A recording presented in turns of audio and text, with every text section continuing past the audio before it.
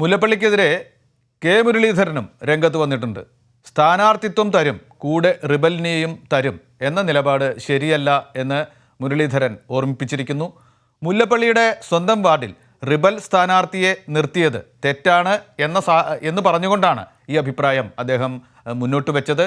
ഇതിന് പരിഹാരം കാണാതെ താൻ വടകരയിൽ പ്രചാരണത്തിന് ഇറങ്ങില്ല എന്ന ഭീഷണിയും മുരളീധരൻ മുന്നോട്ട് വെച്ചിട്ടുണ്ട്. മുല്ലപ്പള്ളി രാമചന്ദ്രന്റെ ഡിവിഷനിൽ അദ്ദേഹത്തിന്റെ പിന്തുണയോടെ വിമത സ്ഥാനാർത്ഥിയെ നിർത്തിയതാണ് കെ മുരളീധരനെ പ്രകോപിപ്പിച്ചത്. മുന്നണി ധാരണയുള്ള കക്ഷികൾക്ക് സീറ്റിനൊപ്പം റിബലിനെയും കൊടുക്കുന്ന രീതി ശരിയല്ലെന്ന് മുരളീധരൻ പറഞ്ഞു.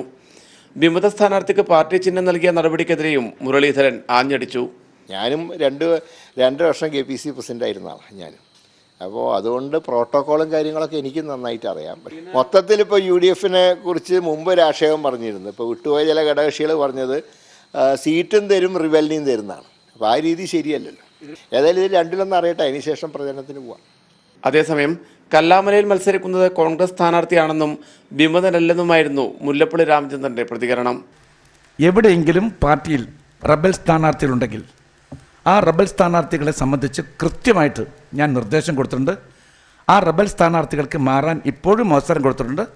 മാറാത്ത ഏതെങ്കിലും റബൽ സ്ഥാനാർത്ഥി ഉണ്ടെങ്കിൽ കർശനമായ നടപടി സ്വീകരിക്കുമെന്ന് ഞാൻ പറഞ്ഞിട്ടുണ്ടെങ്കിൽ അത് നടപ്പിലാക്കുക തന്നെ ചെയ്യും. തെരഞ്ഞെടുപ്പ് പ്രചാരണം മുറുകിയ ഘട്ടത്തിലുള്ള നേതാക്കളുടെ വാക്പോര് തെരഞ്ഞെടുപ്പ് പ്രവർത്തനങ്ങളെയും ബാധിച്ചിട്ടുണ്ട്. പ്രചാരണ രംഗത്ത് നിന്ന് മാറി നിൽക്കാനുള്ള മുരളീധരന്റെ തീരുമാനം UDF അണികളെയും ആശങ്കയിലാക്കിയിരിക്കുകയാണ്. കൈരളി ന്യൂസ്, കോഴിക്കോട്.